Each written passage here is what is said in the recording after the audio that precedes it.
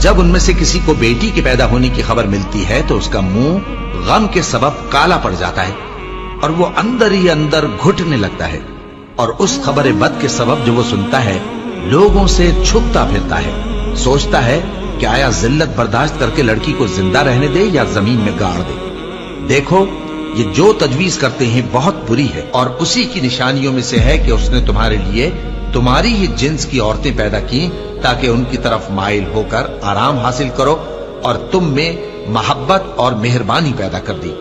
जो लोग गौर करते हैं उनके लिए इन बातों में बहुत सी निशानियां हैं, और औरतों का हक मर्दों पर वैसा ही है जैसे दस्तूर के मुताबिक मर्दों का हक औरतों पर है।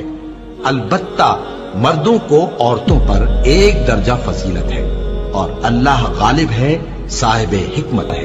ऐ पैगंबर सल्लल्लाहु अलैहि वसल्लम, अपनी बीवियों और बेटियों और मुसलमानों की औरतों से कह दो कि बाहर निकला करें तो अपने चेहरों पर चादर लटकाकर घूंघट निकाल लिया करें। ये चीज उनके लिए मूजिब शनाख्त तो इम्तियाज होगी, तो कोई उनको ईजा न देगा, और अल्लाह बख्शने वाला है, मेहरबान है। और किसी मोमिन मर्द और मोमिन औरत को हक नहीं है कि जब अल्लाह और उसका रसूल कोई बात तय कर दें तो वो उस काम में अपना भी कुछ इख्तियार समझे, और जो कोई अल्लाह और उसके रसूल की नाफरमानी करे वो बिल्कुल गुमराह हो गया। मुसलमानों, तुम्हारी औरतों में जो बदकारी का इर्तिकाब कर बैठी उन पर अपने लोगों में से 4 शख्सों की शहादत लो। अगर वो उनकी बदकारी की गवाही दें तो उन औरतों को घरों में बंद रखो यहां तक कि मौत उनका काम तमाम कर दे, या अल्लाह उनके लिए कोई और सबील पैदा करे। और जो 2 मर्द तुम में से बदकारी करें तो उनको ईजा दो, फिर अगर वो तौबा कर लें और नेकुकार हो जाएं तो उनका पीछा छोड़ दो।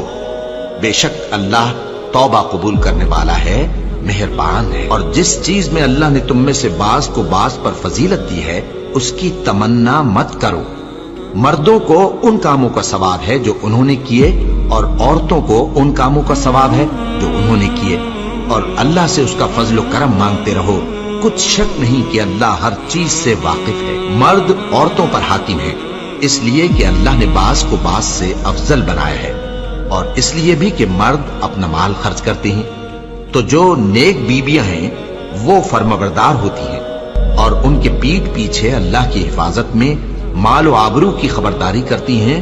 और जिन औरतों की निस्बत तुम्हें मालूम हो कि सरकशी और बदखुई करने लगी हैं तो पहले उनको ज़बानी समझाओ, अगर न समझें तो फिर उनके साथ सोना तर्क कर दो।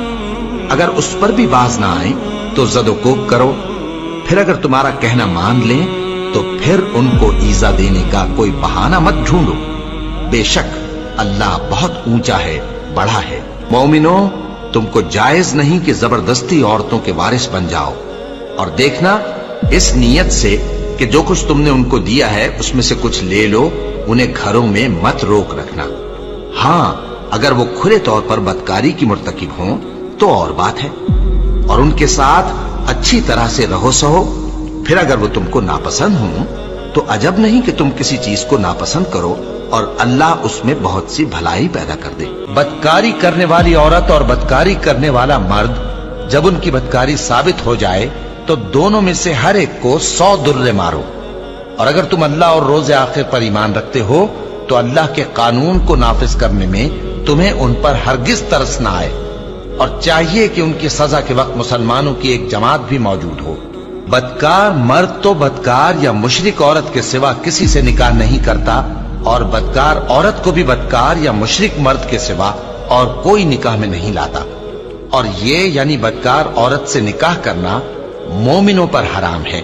और जो लोग परहेजगार औरतों को बदकारी का ऐब लगाएं और उस पर 4 गवाह न लाएं तो उनको 80 दुर्रे मारो, और कभी उनकी शहादत कबूल न करो, और यही बदकिरदार है। हाँ, जो उसके बाद तौबा कर लें और अपनी हालत संवार लें तो अल्लाह भी बख्शने वाला है, मेहरबान है।